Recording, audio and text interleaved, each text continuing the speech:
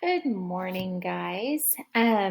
Well, you decided that you wanted to read this book, so I went, I had it, but I couldn't find it, so I had to order another one. So sorry that it took so long, but I sent a whole bunch of resources for your parents to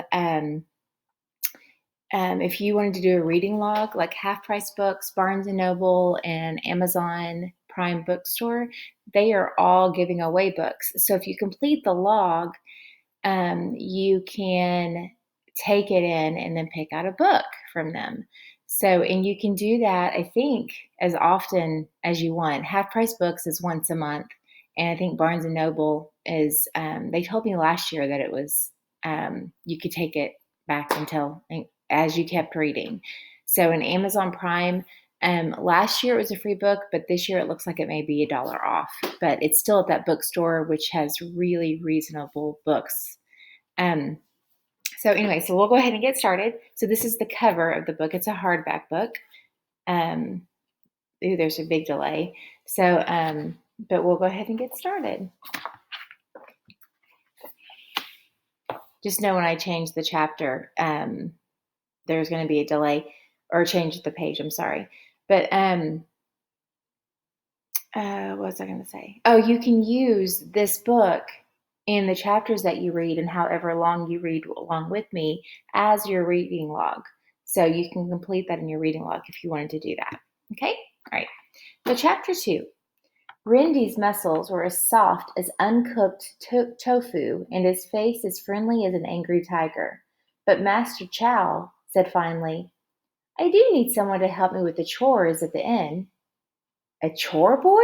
Rindy scowled with scorn.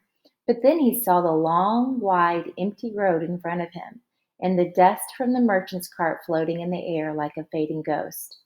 The grass was yellow and withering, and a quick scan around showed, besides the shabby inn, a handful of broken-down stone houses. There's nothing here, Rindy thought with shock. Where am I? What kind of chores? Rindy said, forcing the words from his mouth. He would stay for now, he told himself, but just now. Well, first, Master Chow said, I need you to help me bring this wine into the inn. Rindy was not much help moving the wine. Sorry, it's dark in here. He could not get his puny arms around the gang, much less lift it. Master Chow grunted and huffed and panted and had only succeeded in moving the wine a few feet where Rindy said, if we put it on its side, we could roll it. Master Chow stopped and said, what is your name? Rindy. Well, Rindy, Master Chow said, that's a good idea. Rindy's dark frown lightened. They tilted the gang and slowly rolled up into the inn, the hot sun burning their necks. But when they brought the wine into the back storeroom, a small figure ran in like lightning, and Rindy's scowl returned. It was Master Chow's young daughter, Pai. Her round face still showed remains of her breakfast, and the bottoms of her pant legs were brown with dirt. Rindy wrinkled his nose, looking at her as if she were a worm in a half-eaten peach. Ew. Who's the boy? Pai asked, stopping in midstream. That's Rindy, Master Chow said without turning. He was mixing real powder into a small bowl of wine. Rindy is going to take over some of Yiming's chores. Rindy, this is my daughter Pai. Rindy sniffed and rolled his eyes away from her in contempt. Pai's eyes narrowed. However, Master Chow seemed not to notice and brought Pai in front of him. He gently pushed her tangled hair from her cherry blossom pink face. She stood as still as carved statue with only her eyes moving, as her father dipped her fingers into the wine mixture and carefully wrote Wang, a symbol of power, with it on her forehead. Rindy reached from the doorway, and a strange, jealous anger filled him. That should protect you from the noxious animals, Master Chow said to her and sighed. Day of 5 poisons already? Spring was hardly here, and now it's summer? Pailly didn't answer, for her eyes were glued on Rindy in the doorway.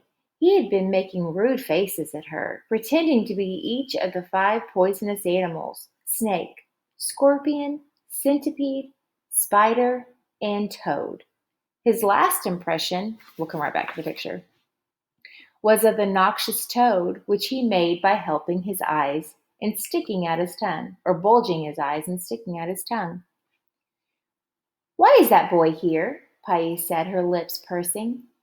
"I told you," Master Chow said. "With Yin Yin gone, we need someone to help with the chores." "We don't need him," Pailly protested. "Yin Yin will come back."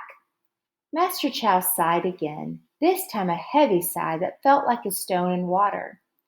"Your brother made his decision," he said, standing up stiffly. Without another word, Master Chow walked out of the room. Pailly stared after her father with forlorn eyes, and then looked at Rindy. The strange, jealous anger from before had lingered and strengthened, and he jeered at her. "Baby," Rindy said, "too young to drink the wine, so you have to wear the Wang sign. Watch out for the noxious animals." Pailly glared. "Horrible," she hissed at him and ran out of the room. All right, so let's look at the picture. So I guess it is Master Chow putting the sign on his daughter. I want to say Pailly, and that name sounds really familiar to me. Y'all can write in the comments if you think it does too.